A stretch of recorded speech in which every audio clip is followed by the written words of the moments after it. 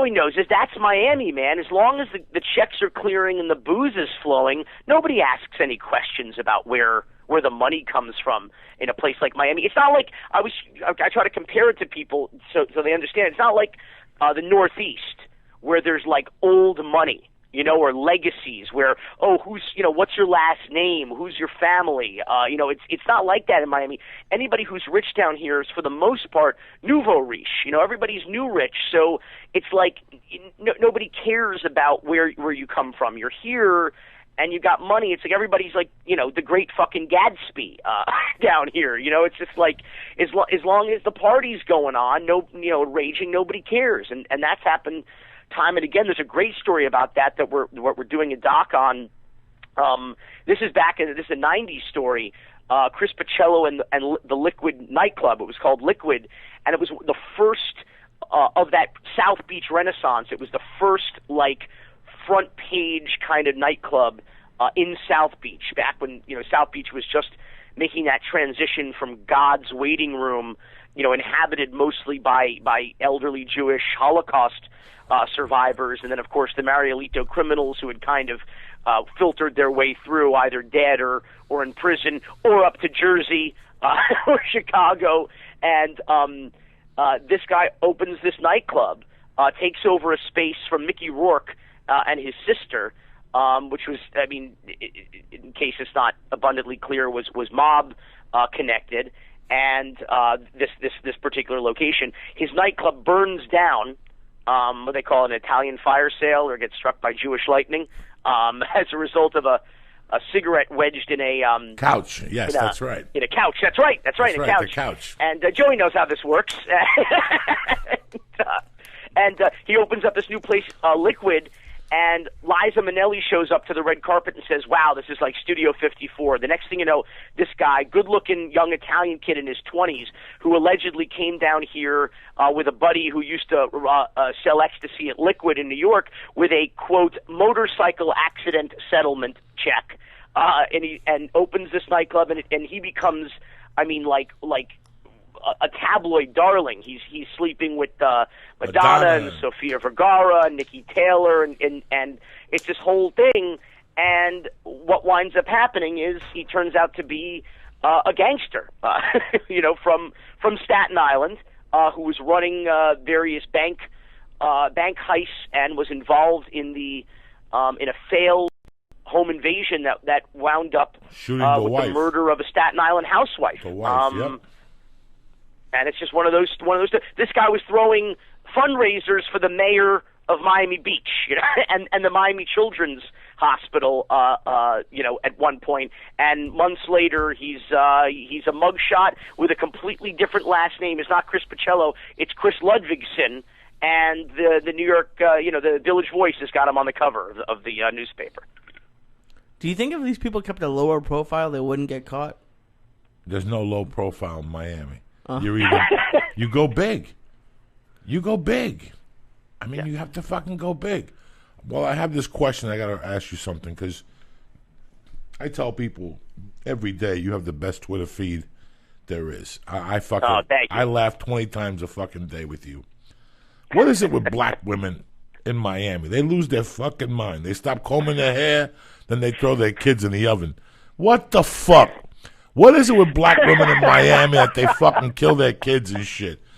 That son does that. They look like James Brown, the mugshot. Their hair's all fucked up and shit.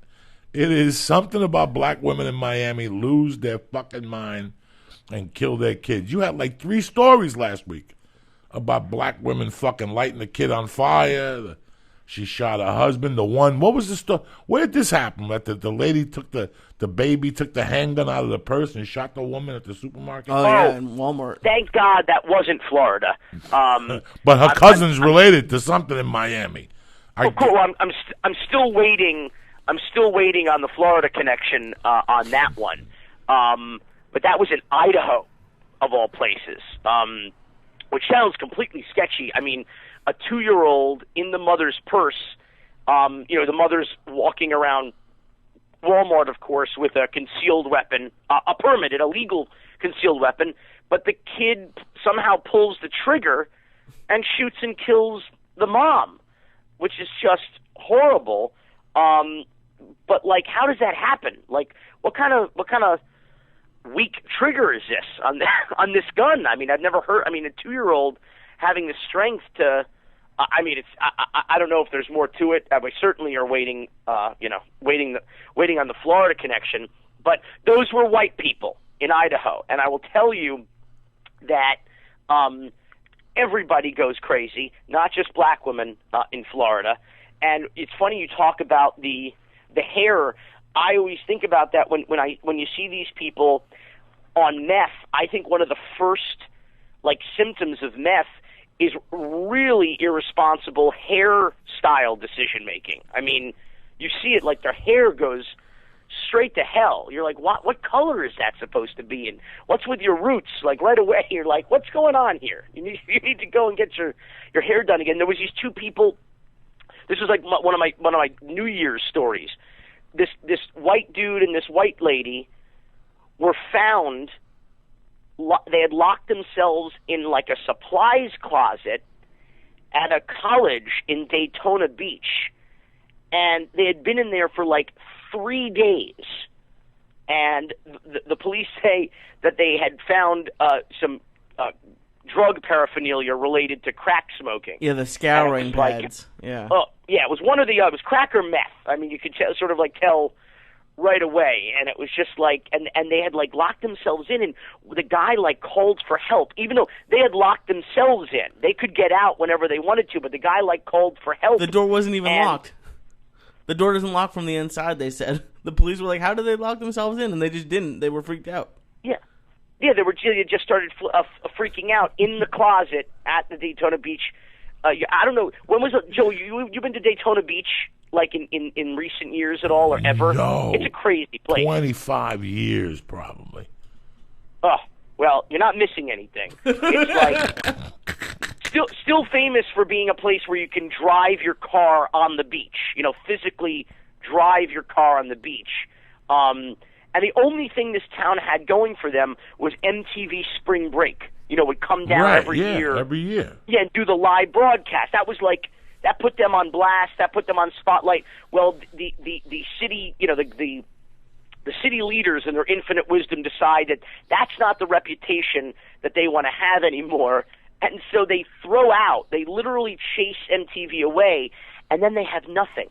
The recession hits, you know, in 2008. And the place becomes like tumbleweed, like a ghost town. I went there. I had a girlfriend, an ex-girlfriend at the time. She was from there, and so we were driving across the state, and I'd never been, and it was one of the most depressing experiences of my life. I mean, it was a beach town where nobody wanted to go to the beach. I mean, I don't even know how to describe it. It reminded me of Brigantine, New Jersey in the winter. You know, like a beach town, in the off season, where like businesses were just shuttered up, and like people were just financially depressed and addicted to drugs, and it was really one of the saddest things I've ever seen. And some of the worst stories out of Florida come out of Daytona Beach. It's really just terrible.